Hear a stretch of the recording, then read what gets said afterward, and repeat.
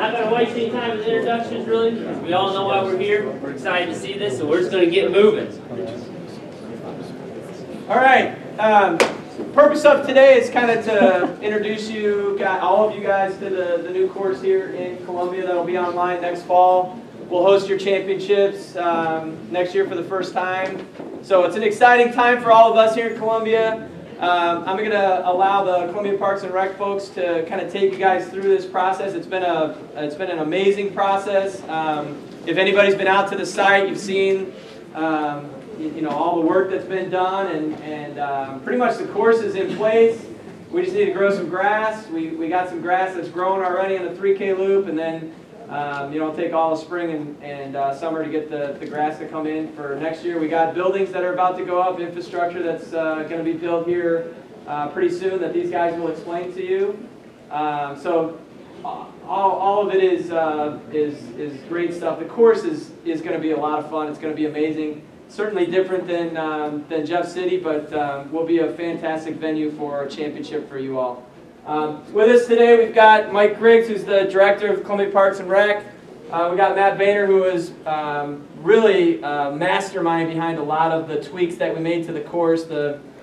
He's done an amazing job with this course and really opened up areas to us that we didn't even think we could use out there as far as where the course goes and how it runs and how smoothly the curves flow.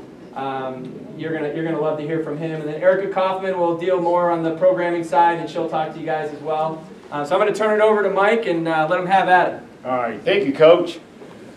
This cross-country course has been something we've been working on for quite some time. It really started when we did our 2002 Parks and Recreation Master Plan. At that time, Coach Halter came and met with me and said, hey, we need a venue. We don't have anything that's a dedicated cross-country course.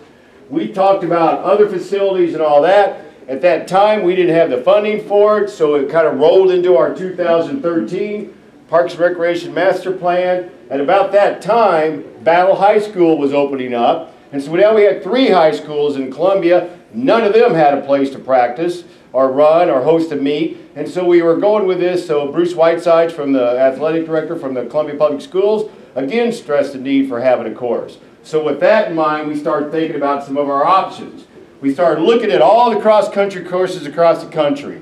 With the coach's help, we went to sites that had great places. We went to sites at others.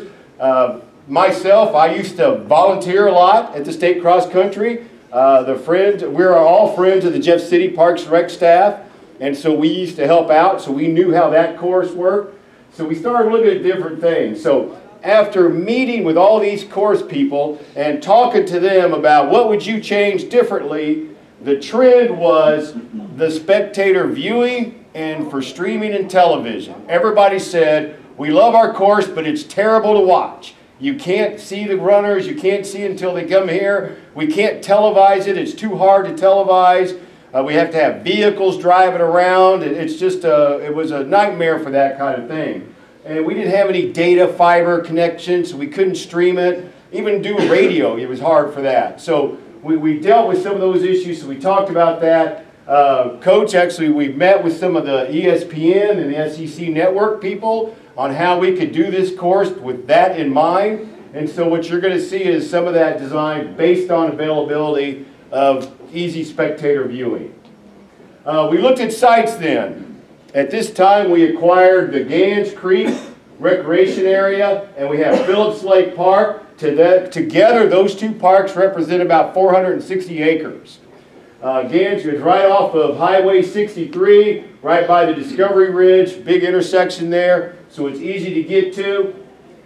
It's got a topo. It's not a flat. It's not Jeff City hilly, but it's not completely flat. All right. So you can see here, it's got the Gans Creek that runs through it, and it's got the terrain that kind of slopes in it. So it's not going to be a completely flat course like you're thinking. All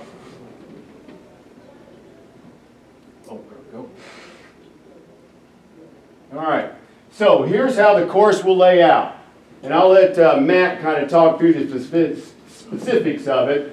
But together with our Matt's a senior park planner with our department, with our coaches and with the high school coaches and even the NAIA coaches. We all went out there and looked at the site. We kind of worked it out.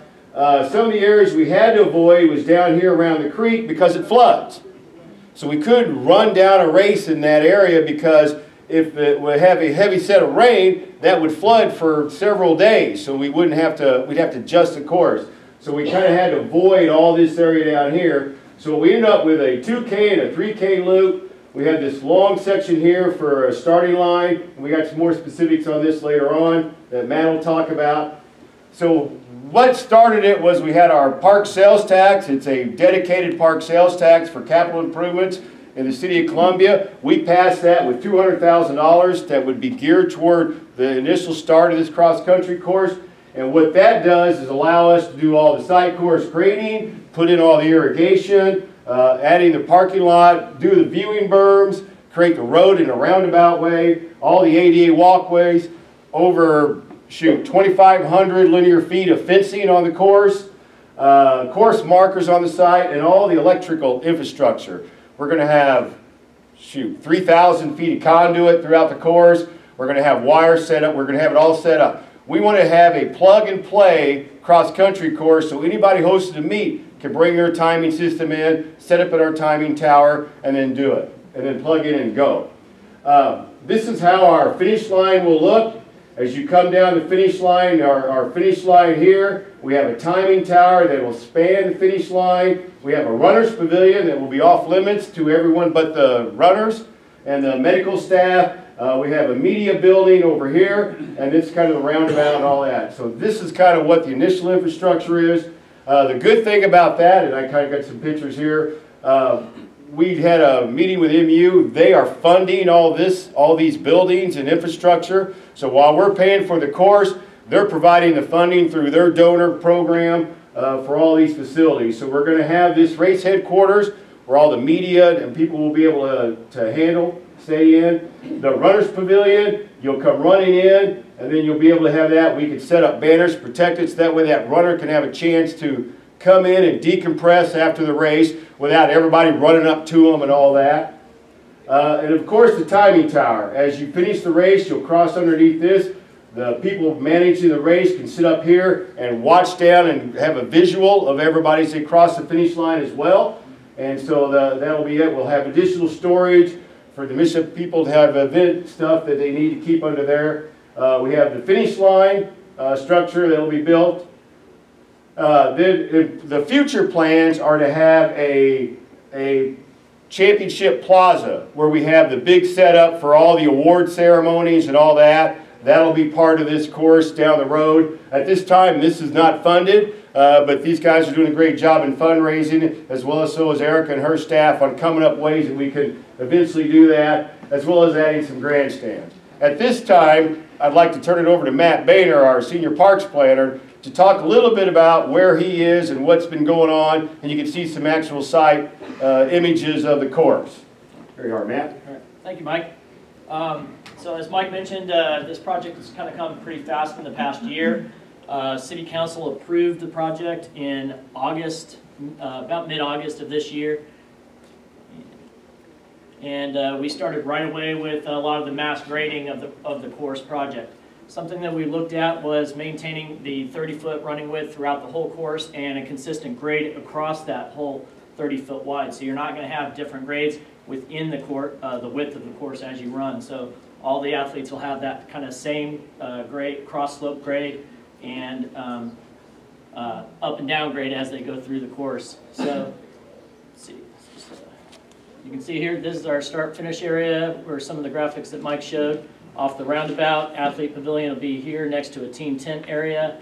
It will be off limits to the general public and just athletes and coaches and event staff. This is the large spectator berm that we've constructed and pushed a lot of the dirt out from the original berm that you may have seen when we had the public meeting back in July. It's about 12 to 14 feet higher than the actual race course for the final 200 meters. So you have a great spectator viewing area. We estimate we can get 4,000 to 5,000 people along this spectator area without having to actually cross the course. So a lot of the spectators don't have to actually interact with the course or across any part of the course. And from the top of that berm, you can see probably of the 2K route, you can see almost 80% of the race without having to move. And so the runners will start in this area here. They run about 400 meters down downhill slope of about 2 to 3%, and then they climb a 3 to 4% on the last 100 meters to the very first turn, which we're kind of labeling right now as the Blue Heron turn because that gets closer to the Gans Creek. Off that corner, it has about a 100-foot overlook of the Gans Creek Valley as they make that turn coming back around. They come back around this large pond, and right in this area, in a small valley here, is the break where they will break off, or the 2K comes through the woods. The 3K breaks off and goes up on this hill here, which is kind of a prairie area. A lot of what we're going to try to do is create some natural areas, a lot of native grasses and wildflower areas around the course, and tall grass buffers that we've seen on some of the more dedicated courses that you see in the NCAA courses that are being built. So you can see it as it goes around. The consistent cross slope is about 2%. We do have some 4% cross slopes on some of the bank turns, especially on the prairie sweep as they go up and down through here. So there's some really good opportunities for athletes to make moves and not just have the inside line. So there's going to be this real consistent pathway to get through the course. Let's see. So this is the 400 to 600 meters of as the course, the starting chute narrows down to the first turn. This is coming around the first turn. It's a great photography vantage point. You can see that consistent grade going all the way across.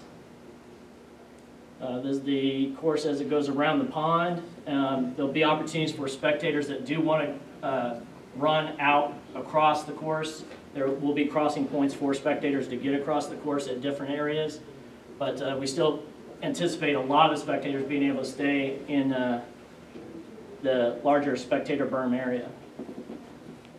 This is the forest stretch as it goes through, as the 2K starts to come back up to join where the final 400 meters.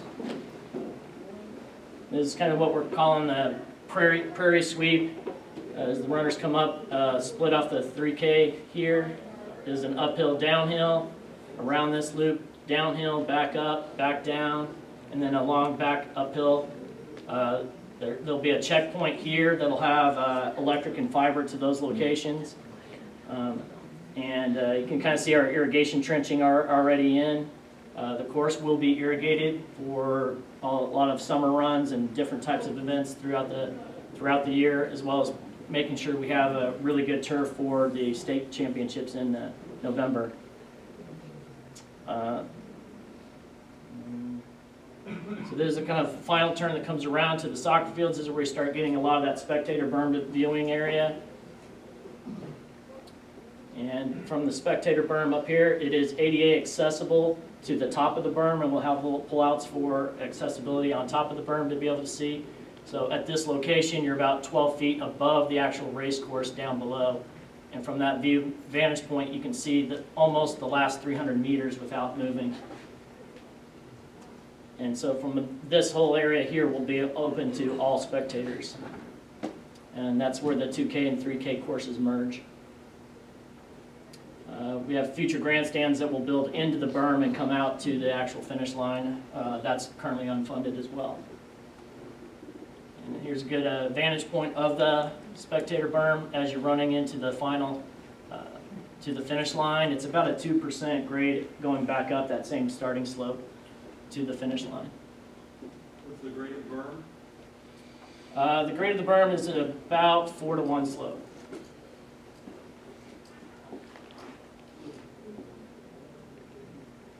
Here you can see some of the irrigation trenches we've got already installed. The irrigation has been tested. We know it's working. This is on the back side of the 3K area. And a lot of the grass is now coming in from that before we started getting a lot of the snow. So this is looking pretty good. See some of the work from our crews. Been working really hard on a lot of this. And Eric Kaufman is going to talk a little bit about programming. All right, perfect. Well, welcome. Thank you for having us. We're really excited. This is kind of a way for us as a department to generate revenue for our communities, support our local institutions, Mizzou. We'll also be working with Columbia College, CPS schools, and all that to host events. We also have a youth Blue Thunder cross-country course.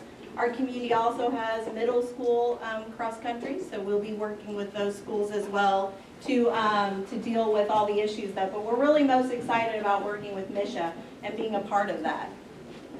So we host a large number of events. I think a lot of people wonder, what are your experiences? What kind of staff do you have to the table? We have staff with 20 plus years of experience in event planning.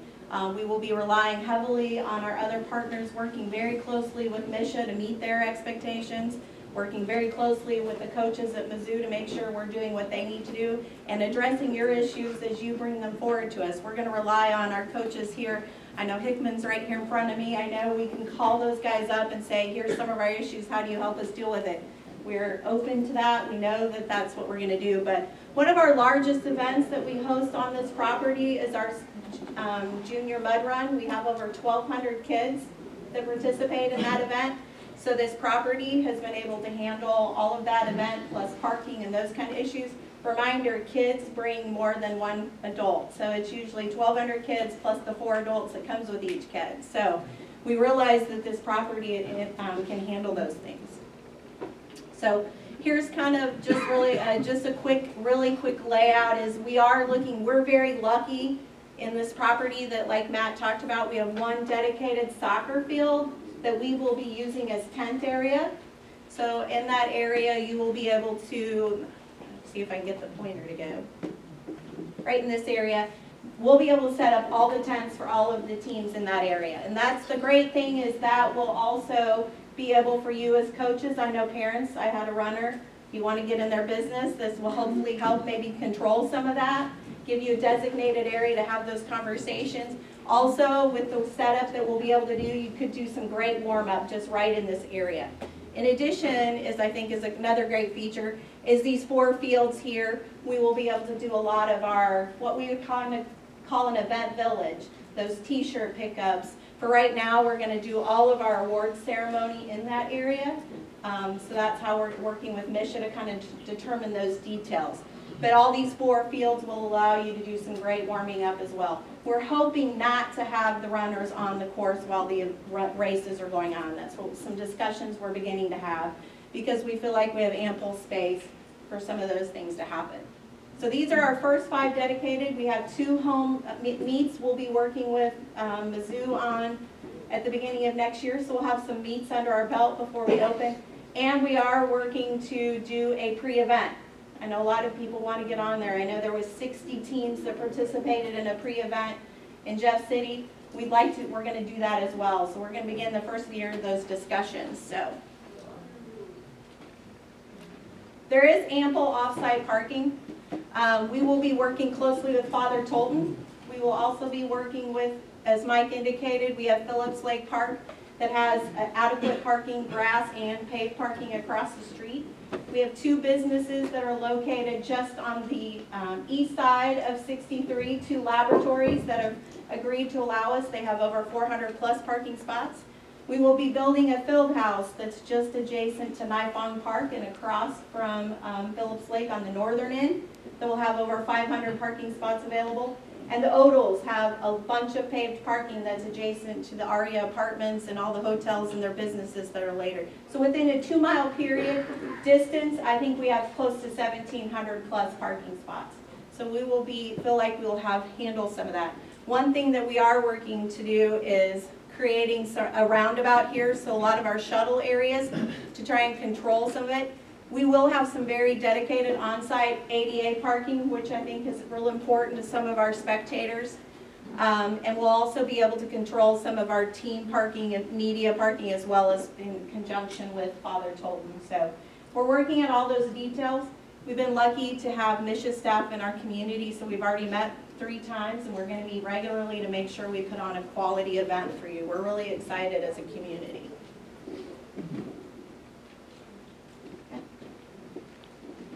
here it kind of just gives you a quick picture of that tent area that we were talking about. This is the one thing that's important, is this is, will kind of serve as a restricted area. So coaches and runners can come into this area. This will be, I know some questions a little bit is because the course is looping around the start line. We will also have this dedicated area that will be that race staging area. So we'll be working with Misha and the marshals to control that as we stage the next race. We'll have plenty of time to let that race go through and then bring them up to the line. So this will be a very restricted area. We'll be managing and controlling it that way. So we are lucky we have over 40 boxes, starting lines here. So we realize that our course kind of comes through here, and we will manage that, and we will make sure we're doing what we need to do to make sure that turf is adequate to maintain a safe environment for those runners as we eventually that area is going to get a little bit more wear and tear, but we're prepared to deal with that and make accommodations as necessary. So starting blocks are even. Everybody comes out at the same no advantage from that perspective. So here's just another picture of how the finish line will come in and how we will allow spectators in these areas. Really kind of from this point of the roundabout will be where our control points are, where we'll start managing some of our feed pavement and things from that area. Okay. Yes, sir. You're good?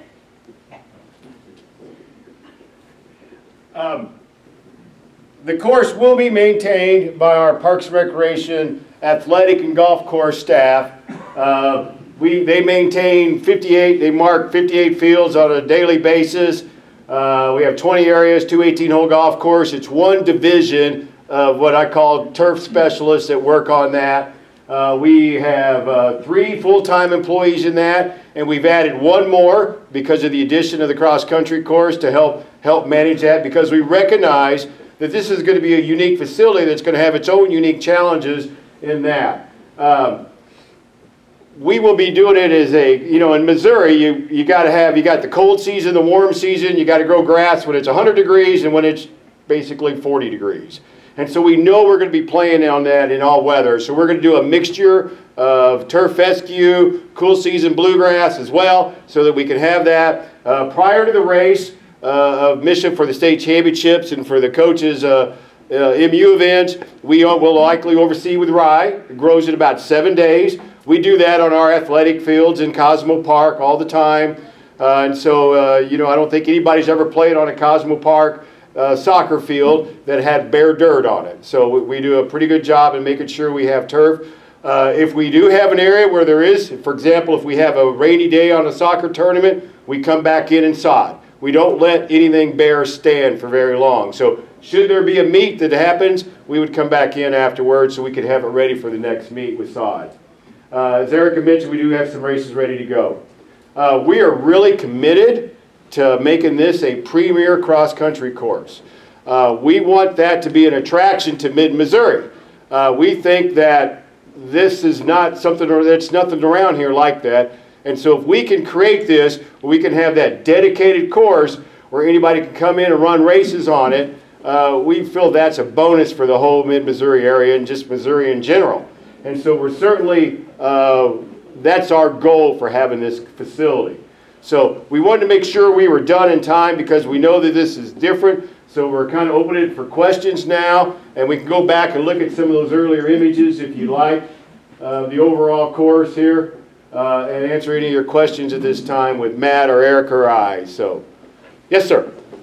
Will there be some designated coaching type boxes? One thing I see with all of the people spread out all over Oak Hills, you could find places to get onto the course and to coach your athletes, but with a smaller loop course that gives everybody access to everywhere, yeah, we'll be fighting large crowds to get across the course. And will there be designated areas near the finish or near the places on the course for coaches only? I don't know. That's a good question. I mean, we could certainly look at that. I mean, I don't see why we couldn't. We would work with mission staff to make sure that that's something that how that would work out. So that needs to be added because okay, we've got 2,000 people sitting at the finish line, and if you're out, watching the race develop, you're not getting anywhere near the line Sure. as a coach. Yeah, and there's certain areas, like you said, this is a restricted area. Everything, this is restricted, okay?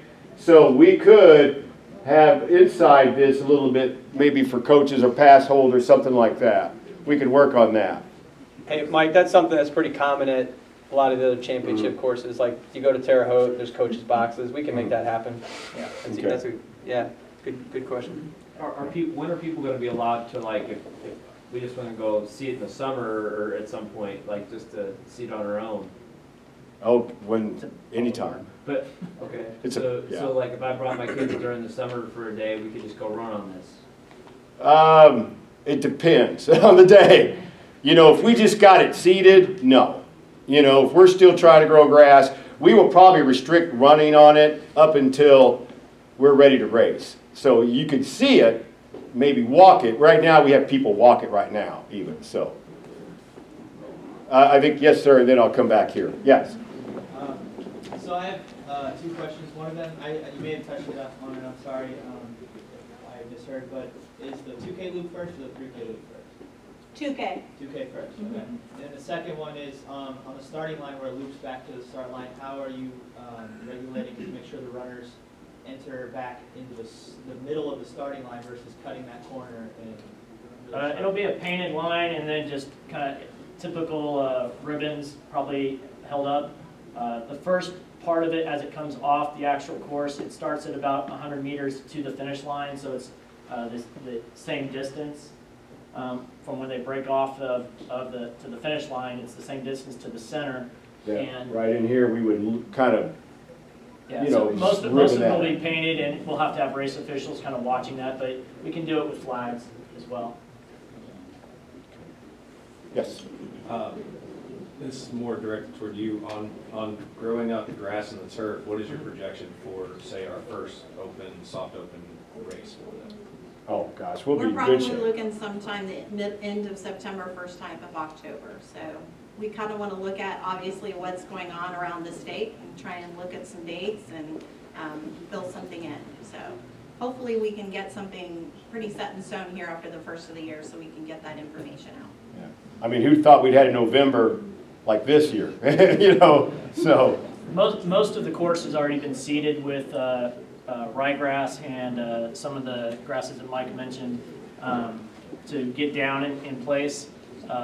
Even though we've still got to do a lot of work with the irrigation, especially on the starting block on this area here. That still has to get all torn up for irrigation. So a lot of that grass will come back in those areas, but you'll see where the irrigation was, and if we have to patch it up with sod, we can do that as well. Yes. Could you just do a brief 5K walkthrough on that laser pointer, finger, whatever? Just zip through it once from the start to the finish. Go back to the original first match. This one here. All right, so the runners start. It's approximately, we have 40 starting blocks, 2 meters by 6 meters. So there's more starting blocks to get more teams racing.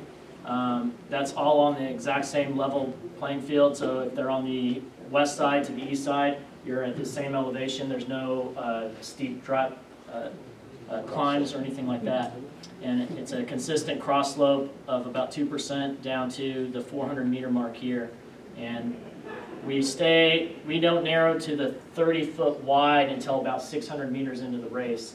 That's when it gets down to the minimum width of the course at 30 feet, so which meets the NCAA regulations of, I believe it's 400 meters to the first turn. And we are, our first turn starts at just under 500 meters.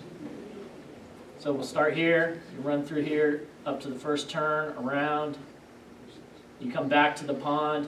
So from a spectator standpoint, runners will kind of disappear from view right back in here, but they'll see them come back for this meter, for about 300 meters here. The first checkpoint will be right here, and depending on the timing company, there'll be numbers that face the spectator so they can see those types of numbers coming through. They'll drop down. So this is the split from the 2K and 3K. So the 2K then comes back through this area into the woods, rejoins the course back here right at the spectator area, and then back around. They loop back right before the 100 meters of the finish line, come back through, split here, go back up the hill, and they're in the prairie area, and then they come back to the spectator area in the soccer fields of this location. So as I mentioned before, the 2K is probably about 80% visible from the spectator berm. The 3K is probably about 50–60% visible from that one location. A lot of the spectators can move laterally along this locate right through here very easily to see a lot of the whole entire 5K loop. We do have spectator crossings that we're going to allow for. I believe the question for that with coaches and spectators to get out on the course and have access to the areas. So, coaches will have a little bit more access to, some of the shortcuts. We're trying to design those into this with maintenance, but also with our Splat Kids Mud Run, which actually will take place in this area over here. We're redesigning that course as we speak so that it works with this course as well, because that race is, that event is held in June, July, and it has quite a bit effect on the area as well. So we'll definitely have some dedicated crossing points for spectators and coaches to get out. We've already talked about some coach boxes to maybe build up so that they can get to a spot out here that raises them up. Those areas are already kind of high points on the course, here and here, so they can see and watch the runners for a long distance before they need to leave and then can go to another coaching access point. So there's some great opportunities without having to cross the course, that you're on the high point, and so you can see a lot of the course and then move on. You're not really ever looking up at the runners or behind trees or anything like that. Yep. How about district or sectional reasons? Would that be allowed in the schools? Yes. We would work with our local high schools to bid on that, to how that works, so.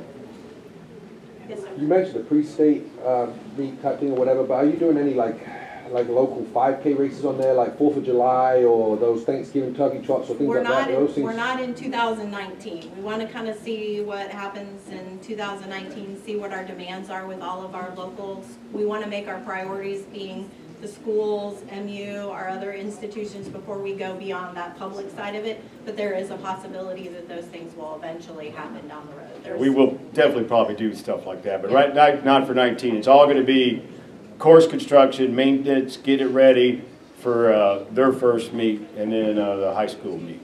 Yes, ma'am. Since we're working on our schedule already for next year now, right? How soon will we know what that pre-state date will be? I mean, is there any way that it will come out within the next month? Oh, yes. Yes. Yes. And also, if kids go to the zoo cross-country camp in the summer, is there any way or any plans for them to be on the course and looking it over? Our agreement allows their camp to be on this course. So their camp, when's that in?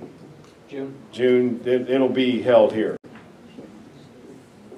So, yes? How many parking spaces within walking distance, and then also is there any right, go to the... any future plan, any future fencing around the park? Yes, go to the parking whenever at the end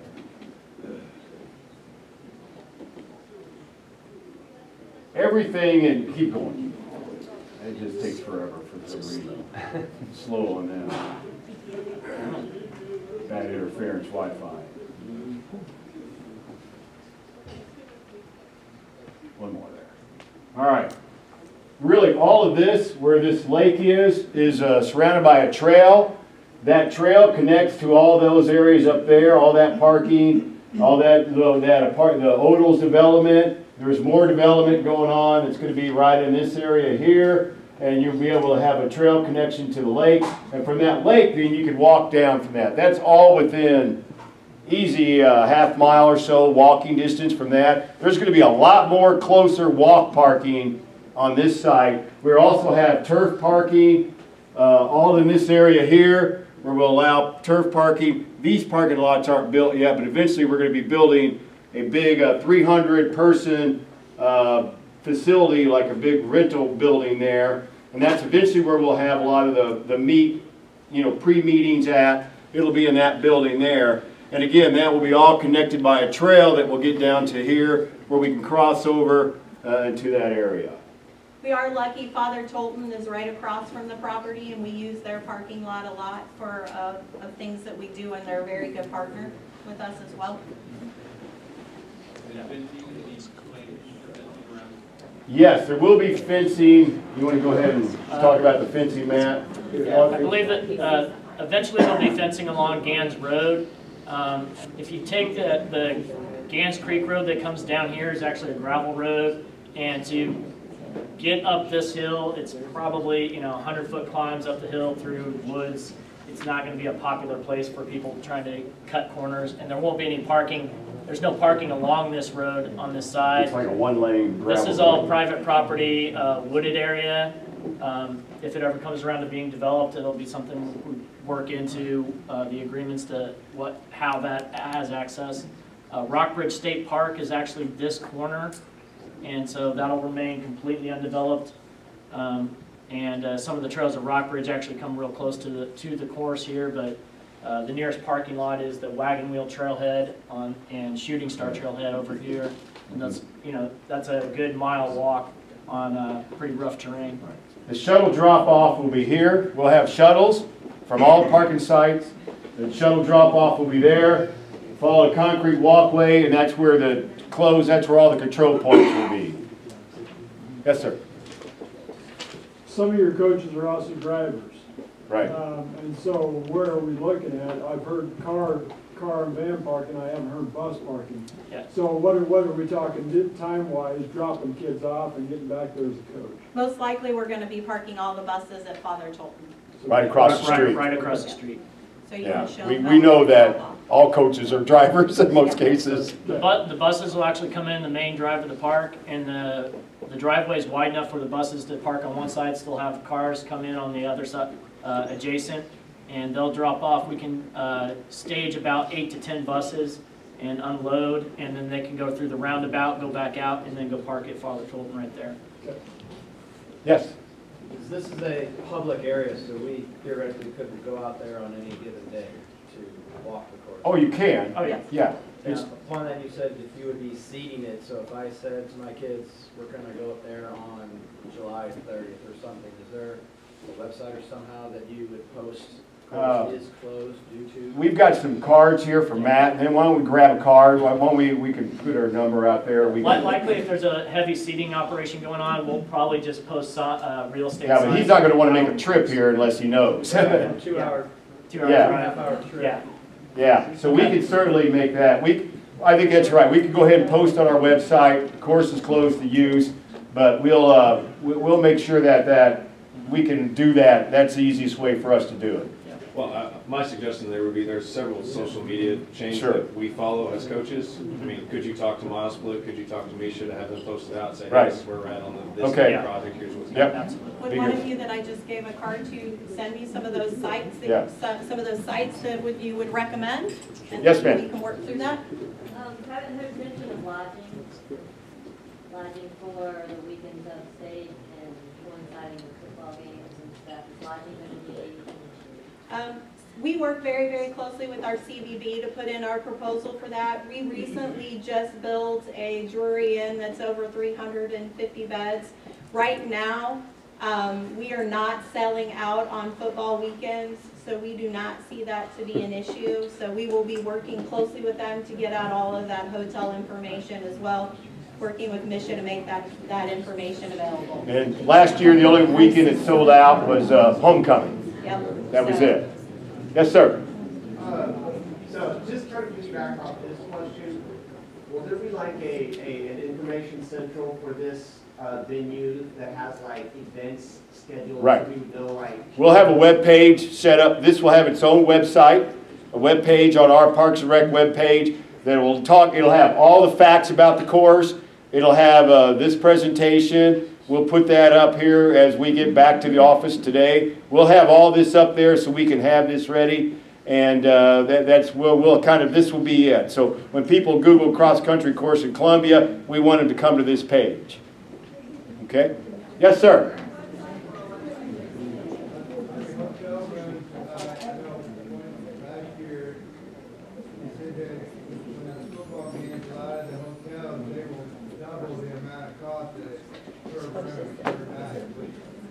And they'll want 2 nights.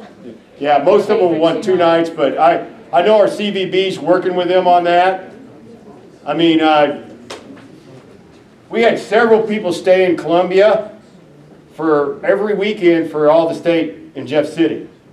Because Jeff City would always sell out. So we had people staying in Columbia, and so I don't know if anybody had that headache when they were here, but we deal with that all the time. Whether it's Show Me State games, this, you know, so the hotels know. They're not doing that as like they used to.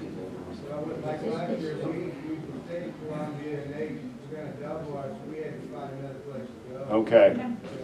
We'll pass that along. We will. Yes? The parking you mentioned, looks like to the north on this map, that yeah. Developing area. On the state event, will that parking be free, or will that be paid parking all over? At this point, we are not going to charge for parking. Yeah. Parking will be free. And does that include the business adjacent that you said? Yes, we will. Mr. Odell is a very, very good partner of ours, and he's very supportive of events that we have we have a park, Nipon Park, adjacent to his property. He lets us park, and we have 10,000 people in that weekend that come to that event. So we work very well together. Its main businesses are mainly there Monday through Friday, 8 to 5 kind of deal. So, but right now we are not planning to charge for any of our parking.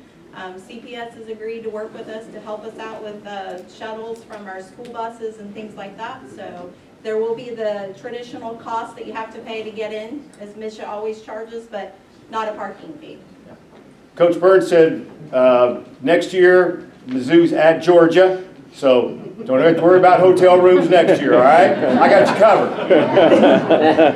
All right. Yeah. All right. Yes. Then I'll come back. When does Mizzou plan on having, is there just going to be a college meet or there going to be a college side? I'll let you guys. Well, our meets will be strictly college. We'll have an early season meet and then a regular season meet that'll serve as the pre-national meet in the years that we hope to get the NCAA championship here. You're going to be trying to get national? Yes, sir. So the meet that Eric is talking about will be the high school invitational. Will that be in October? Sometime late September, October. I want to throw a few dates around with some of our local people to help me narrow down some dates, but hopefully we'll get that out really soon. It's going to take our high school guys to help us make it happen as well. That will be for next year? Yes, 2019 we hope to have a pre-event. Yes, ma'am. You mentioned no race course warm-up, or I don't know if you meant not even walking the course. What are you going to do about schools that come in that only get their race? No, I mean during when races are happening. We would like to keep during that time period We when have the a races lot are of going. space We would rather than for warm-ups through those there. are the things we're What talking about kids that have not had the opportunity to get on the course, that walk the course traditionally? Well, it will be available on Friday all day, and it What will be about schools that don't? that'll be something I'll work with Craig and Dawn to talk about how we handle that. But that's kind of our hope is that we wouldn't. How many do you think? Well, a lot of local schools that live within an hour or two don't stay in the Jeff City area. Yeah. I mean, some drive up and drive back. Right. I know, but I'm just thinking other times of the year to walk the course would be beneficial than that day. I would think you'd want to you'd want them to get on it before the day of the event. Yeah. So, because I think it'd be harder to walk the course the day of the event. Okay, good question. Yes.